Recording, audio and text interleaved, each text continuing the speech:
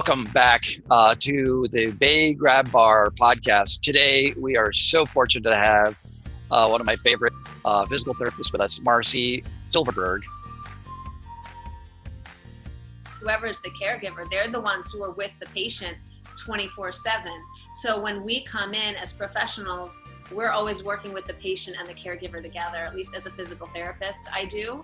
So, whatever, say I'm working with the client on like how to walk into the bathroom, I'm only with the client for 45 minutes maybe.